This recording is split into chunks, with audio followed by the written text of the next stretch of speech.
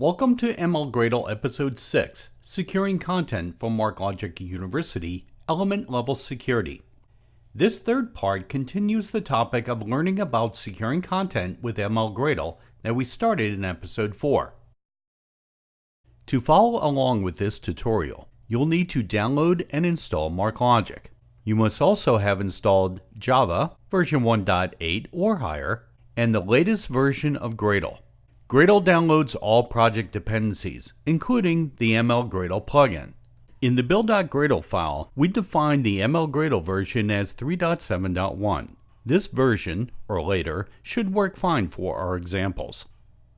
Download the tutorial files and follow the installation instructions in the tutorial README by going to github.com/marklogicuniversity/ml-gradle-series.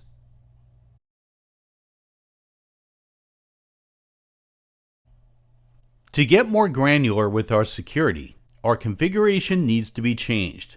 But nothing in our application, previously defined roles or users, needs to be updated. We'd like to limit access to the bio JSON property to only users that require that information. The protected path JSON resource begins with an XPath expression. We are using /bio, the path through the tree of JSON properties to the one we'd like to protect. Path namespace is for any XML namespaces that might be used in XML content. JSON has none, so we just leave this to an empty array. Permissions are to define access to our protected element of bio. Each MarkLogic permission always has a role and a capability for that role. We're specifying permissions for the rebel-admin and empire-admin roles to have read capability to the protected path of /bio.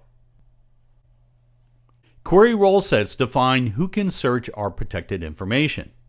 Element level security uses query role sets to determine which elements appear in query results.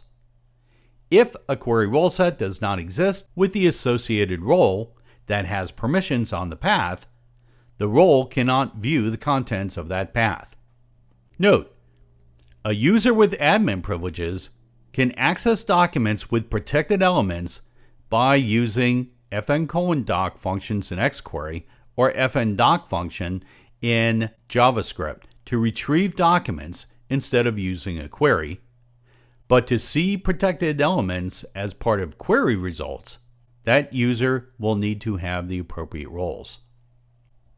The new JSON resource files need to be stored in our project structure of /source/main/ml-config/security in two new directories, protected-path and query-rolesets.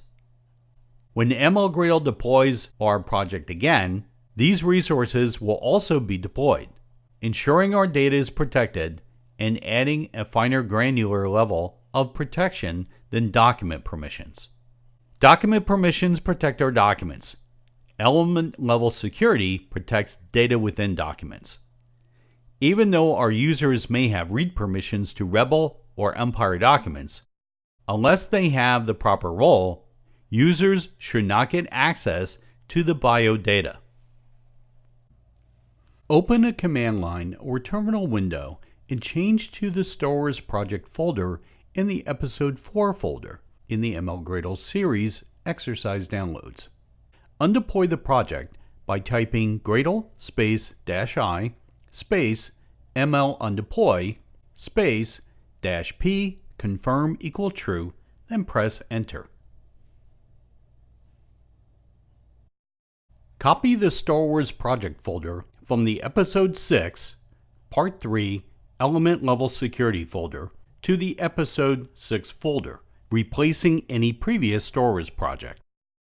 Redeploy our Storers character application to ensure our protected path and query role set configurations are also deployed. Type gradle -i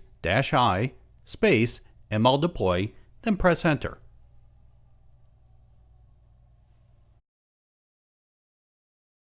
Run the deploy content ml-gradle task to load our content by typing gradle space deploy content, then press enter. No changes have been made to our set permission script, so our content is still protected according to Rebel or Empire alliances. But now, the bio information within our documents is also protected according to roles. In our browsers, we again navigate to http://localhost:9010/login.xqi, or simply refresh the browser page if you never left it. Log in using the username of Lorth and the password of Lorth. Since the user, Lorth, does not need access to the bio information, the table column for bio is blank. Logging out, then back in again as Leia with the password of Leia, or Darth with the password of Darth, we could see all of the information, including data in the bio column. The MarkLogic University On Demand site has an excellent security series to learn how MarkLogic implements security. See the full security episodes at mlu.marklogic.com/ondemand. Learn more about deploying security with ml-gradle by visiting the ml-gradle GitHub site and the ml-gradle wiki at https://github.com/marklogic-community/ml-gradle. In this episode, you learned about using ml-gradle to configure element level security and also test element level security. To get MarkLogic, download from developer.marklogic.com. Get more training by visiting marklogic.com/training.